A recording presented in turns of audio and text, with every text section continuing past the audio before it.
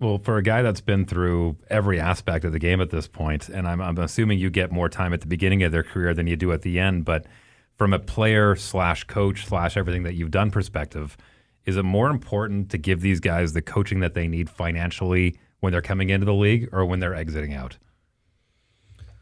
Oh, I mean, I think there's a little bit of both. You got to kind of be, almost like a parent to them a little bit. And try and help them out. But, from the financial side, I didn't really try and get involved too much, but I just wanted guys to be smart, be smart early on. And then, as you move along, a lot of the guys end up with girlfriends, wives, families. And then you got to start thinking about your family. And that's kind of the way those talks that I have with guys. If you saw guys spending stupidly, then I would just pull them off the side and go, let's just be smart about it. Could end tomorrow. Anything come to mind? Like no names, obviously, but like dumb stuff that they would buy.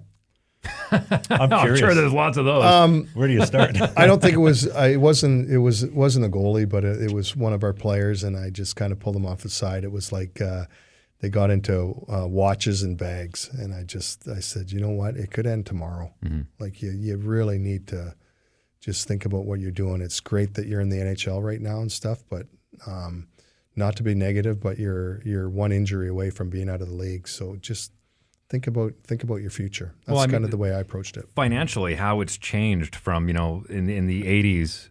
That signing bonus. I mean, now guys that are going in the top 10 are getting a check for $850,000 at 18 years old. I mean, that's a huge responsibility. And if there's nobody like you or at least a worthy parent to kind of go, okay, here's how we're going to do this, that spells trouble. Yeah. And I think that's where you really hope it wasn't only me, it was our leadership group. I think, the Copies and the Brownies of the world, you hope that they'll step in a little bit. Because, some guys come in and they want to buy, they see the top dogs with a, $150,000 vehicle and they want to do the same thing. Like, no. Why would you do that? Pay your dues, and when you get to be a big dog, that's when you spend the big dog money. Do you remember what your big first dumb purchase was? How much was it for? First off, before you tell us, I'm curious. No, I don't. It was a while ago, right? I don't think I ever. That's when I think just my upbringing with. That's what Brandon Manitoba will do for everybody. Military. My dad didn't make my first contract. When I got to Boston, my first pro season. My dad had to co-sign for a credit card for me. I had no credit rating, and I was making twice as much money as my dad, who had been working for 30 years already. Wow! So that's the reality for me. When I broke into the league, I thought, okay, if I could make $50,000 for 10 years, because my dad averaged probably anywhere from $15,000 to $30,000 during his military career. I was like, if I can make $50,000 for 10 years, that's and be smart about it, then I can provide for my family. So that's the way I approached it. And I always tried to make my purchases within my means. My first condo was a little tiny condo in Edmonton, and then I upgraded to a little nicer condo. Then my first house was a little house, and that's what we always did. The only purchase that really got me in trouble was when I was buying a home in Boston after I signed my extension and then got traded a month later. And I was fortunate enough that I only lost because it was through a friend of a friend that I was able to only lose a little bit of the down payment. But I would say that was the craziest thing I did. For all of our viewers and listeners in Edmonton, where was your where was home base for you? What was your hood? My hood, Millwoods, Sherwood Park. I started off on the south side. What was it called? Heritage Village or whatever. The mall's not even there anymore. Yeah, that's central now. Yeah, and then I think it was Carrington Homes, if I remember correctly, in Mill Woods, and then the first home was Riverbend area, one of the right off the what's the highway there? going into Riverbend, whatever it's called now. That wasn't Y Road. That was out towards Sherwood Park. You're jogging my memory now. It's been a while since I've been out that way too. Whatever the main highway kind of thing were, and then you the White Mud. Yeah. White Mud Freeway. Yeah, just off the White Mud in Riverbend when they started building on the south side is that was the first home. Yeah. What was one of your favorite things about Edmonton? The fans, people, they die hard. It was crazy. What about living there?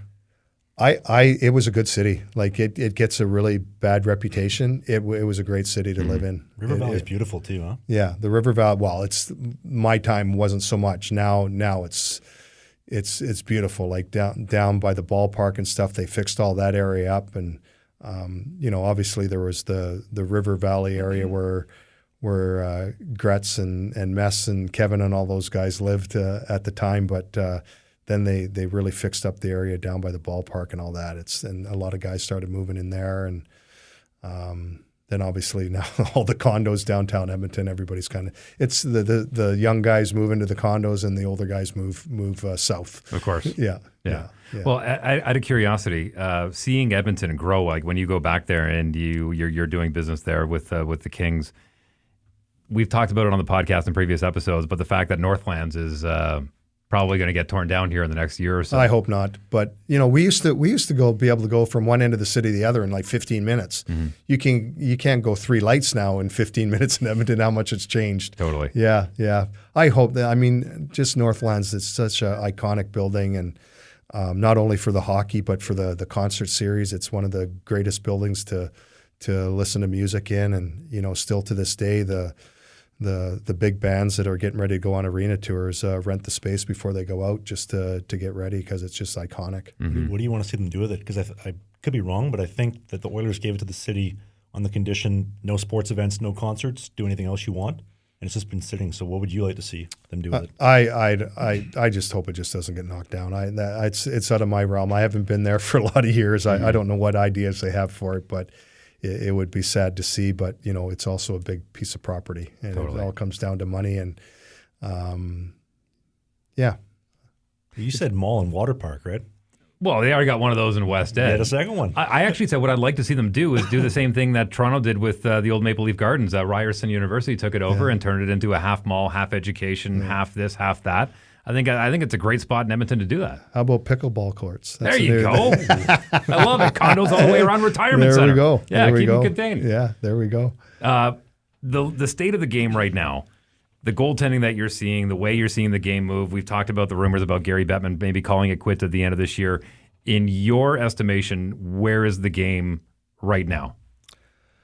I think it's pretty healthy right now. Obviously there's. I'd hate to see it happen, but there's talk about the problems they're having here and in Winnipeg. But it's just such an iconic city, and there's the history here, and I hope they can find a way to figure it out. But I think they've really done a pretty good job in solidifying all the organizations, and there's the odd blip here and there, but I think the state of the game's pretty good after what we went through with the bubble and COVID and all that. But the game's been good to me.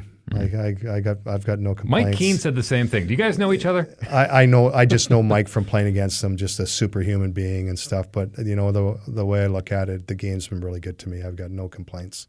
Good for you. Do you have any memories of the old Winnipeg Arena and playing the Jets? Oh my God, my first junior game, the Queen up at the end was with the New Westminster Bruins. What happened to that painting? It's somewhere. It's somewhere, I think, yeah. But my first junior game, it was whoever shot last, and thank God it was us. I think it was a 9-8 win. But my first pro hockey game, I was living in Portage la Prairie, and Chico Resch was a relative through marriage. My mom's sister was married to a Resch, and so my first ever NHL game was making the drive I was supposed to see him with the New York Islanders. He got traded like 3 days before, and we didn't have any money. So it was a big deal.